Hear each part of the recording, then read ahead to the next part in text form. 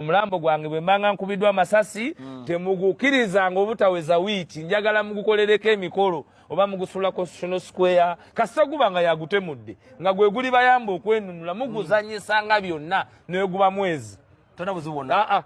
oba mugusula ku State House oba mugusula wa muhozi waka yenna ali bamutebereza nti yanzise mumukolanga kefujjo ne maiti yange erirambalanga ezira tabu aliho namugamba nobati namugamba temuganyanga Ntibaziise ku Mande nga bantemudde ku Sande mugubezangawo ne gubasumbuwa kwatana kyewa yona gendo olidi wagenze kakati ffe twatala era owulira ne byenjogera ndi ku kamera nti ogwange bwe bibanga binzise bibizze ebyo mubiteekangako embeera waakiri ne maiti kubanga waliyo emirambo gwomanyi lwaki abantu abamu bwe bafa babasuula mu nnyanja nga Osama bin Laden kati nga mugwa Edi Mutwe eri Uganda versus Edi Mutwe n'abalala naye omusango ogwo nannyini gwo omukulu abeera omuwaabi agenda mu gavumenti n'agamba nti oli yankosezza mu musango gw'e Masaka twabagamba lumye era pulezidenti omwagala w'abangi Kyagulanyi Robert Ssentamu yavaayo mu press conference ewedde n'ageraageranya ku byali e Masaka n'ababuulira abaali babikola e Masaka n'ayita n'omubaka wa paalamenti ajja ayongera okuttaanya ensonga eyo ate njagala okwebaza pulezidenti ensonga eyo wagikwatira ddala ng'omuntu eyagenda n'asoma amateeka omusango ogwo ingredients zaago bazisomye lunaku lwaggulo ng'eyazisomye eyo omulamuzi yennyini ku baani abavunaana abantu baffe bali abantu babiri kuba bannamawulire baabivaamu asooka Abedi Bwanika era Abedi Bwanika ng'agamba nti ku lunaku olwo bamubbako emitwalo 2 ne bamubbako n'ebintu bye ntera Edi Mutwe yali amusika okumulemesa okwogera olunaku olwo Mr. President naliwo omuntu eyavaayo okujja omuzindaalo wadde teyagumujjaako yali omu ku bamulekwa ab'ewaka bennyini era yali ayambadde ekkanzu ne gaalubindi nga yeesibye n'ekyayi mu kiwato vidiyo eyo gyeri era abantu mugitambuze amazima galiyoleke ku basajja abo abagamba nti balokole Abedi Bwanika ng'ate basinza sitaani tetwakomaawo nti eyamuyamba yali ani yali musirikale wa Mathias Mpuuga batidde bwogezi kwogera linnya nti Mpuuga nawulira nga Mpuuga agamba yagala genda mu kooti kati nkwogera sikutya Mpuuga Mathias yawaabira ba Edi Mutwe babatulugunye okutulugunya Edi Mutwe okumujjako engalo okumusalaasala okumuwanika waggulu empingu ne zimuyitamu paka ku ggumba yabadde Mathias Mpuuga ne Abedi Bwanika yabadde Mathias Mpuuga ne Abedi Bwanika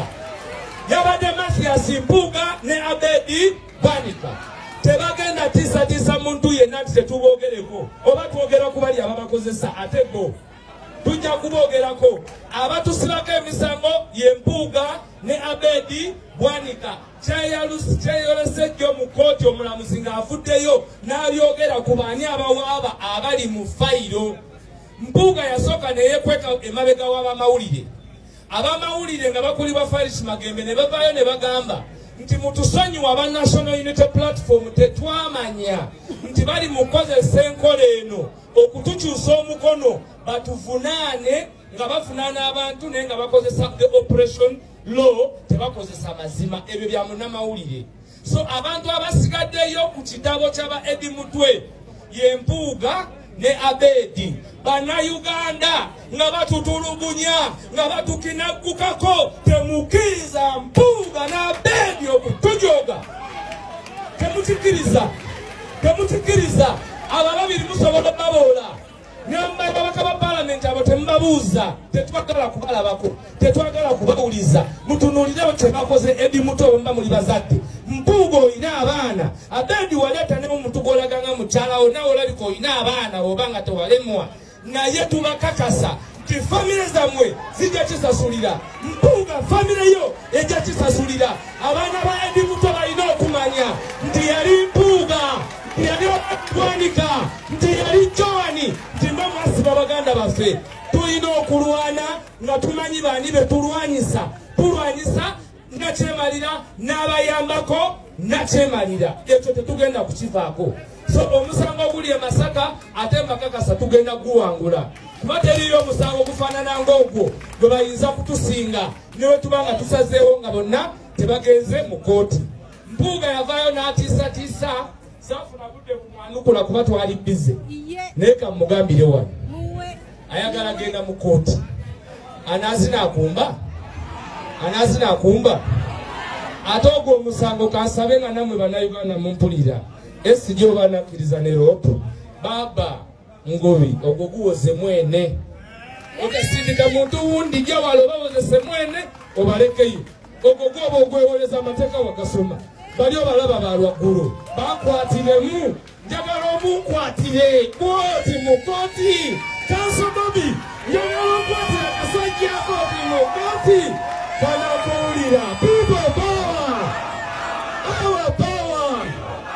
mu kooti bagambayo ekintu kimu if you want equity you must come with clean hands nti bw'oba oyagala okusalibwa eddembe jamu n'engalo zo nga ki